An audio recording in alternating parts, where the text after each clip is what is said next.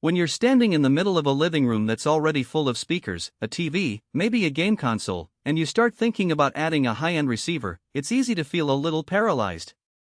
The biggest fear is spending a chunk of money on a box that sounds great on paper but ends up being a headache to set up, or one that simply doesn't match the rest of your gear.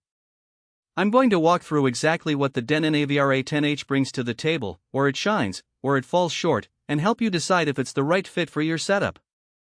Link is in the description if you want to check the product details on Amazon. First off, the biggest question most people have is whether they really need a 13-channel, 8-credi receiver. If you already have a 5.1 or 7.1 system and you're happy with it, you might be adding more channels than you'll ever use. But if you've been eyeing Dolby Atmos ceiling speakers, upward-firing modules, or you want to future-proof a home theater that will support the next generation of 8K content, that extra headroom can actually simplify things. Instead of buying a separate Atmos processor, you get everything integrated, which means fewer cables, a single remote, and one calibration routine. Speaking of cables, the first thing I noticed when I pulled the AVR A10H out of the box was the layout of the HDMI inputs. 7 of them are clearly labeled, and they're placed close together, which makes plugging in a game console, a streaming box, a Blu-ray player, and a cable box a matter of a few seconds. The HDMI version supports 8K pass-through, which is still a niche feature, but it's the kind of future-proofing that saves you from swapping the whole unit when an 8K TV finally becomes mainstream.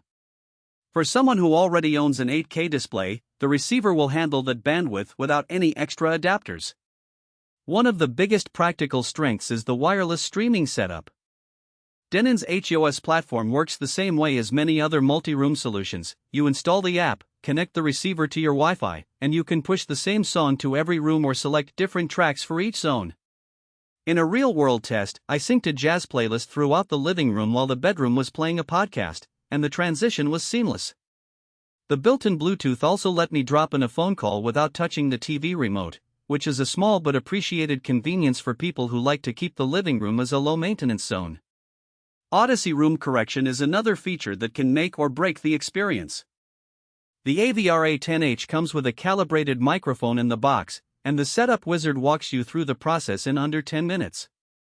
What you get is a tailored EQ curve that compensates for speaker placement, wall reflections, and even the type of carpet you have. In practice, this means that the bass from the subwoofer sits tighter and the overhead Atmos effects feel more anchored, without you having to manually tweak sliders. If you're comfortable with a set-it-and-forget-it approach, this is where the value really shows up.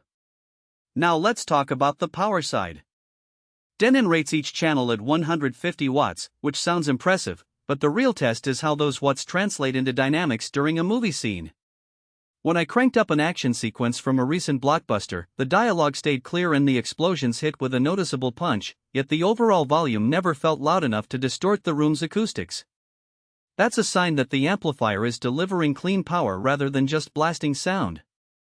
However, if you're planning to drive a very large room with floor-standing speakers that demand 300 plus watts per channel, you might find yourself needing a supplemental amplifier. A practical weakness shows up when you start stacking multiple devices on the back of the unit. The receiver's chassis is sturdy, but the ventilation grills are positioned toward the rear, and the fan can become audible if the unit is packed tightly with other AV gear. In a tight entertainment center, you may need to leave a couple of inches of clearance to keep the cooling system quiet. It's not a deal breaker, but it's a detail that many reviewers gloss over until they encounter it in the real world. Another point to consider is the user interface on the remote and on-screen menu. Denon has packed a lot of functions into the OSD, and while the remote has dedicated buttons for things like HDMI ARC and surround mode, navigating through the deeper settings like custom speaker distances or advanced Dolby Atmos height channel assignments requires scrolling through several layers.